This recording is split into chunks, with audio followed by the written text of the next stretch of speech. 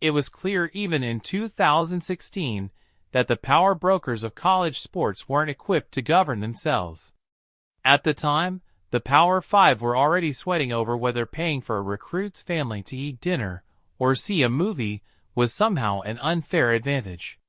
That same small-mindedness still defines the sport nearly a decade later, only now the stakes are much higher.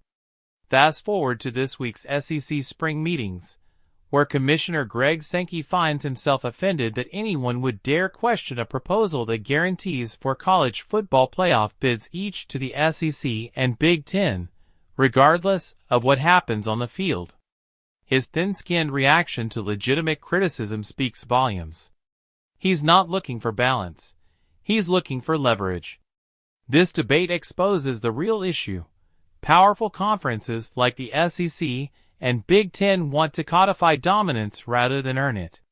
The irony is, they'd probably get 4 teams in most years anyway. But it's not about fairness or merit. It's about control. Codifying the 4-4-2-2 format isn't strategic. It's ego. The disconnect here isn't between haves and have-nots. It's between haves and have-mores. The inability of the richest leagues to see themselves as partners rather than cutthroat rivals is what has paralyzed college athletics. These leagues aren't negotiating for the good of the sport. They're squabbling over who gets the biggest slice of a $1.3 billion pie, even as the system beneath them frays. This isn't just about playoff bids. It's about a broken culture that mistakes paranoia for strategy and views compromise as weakness.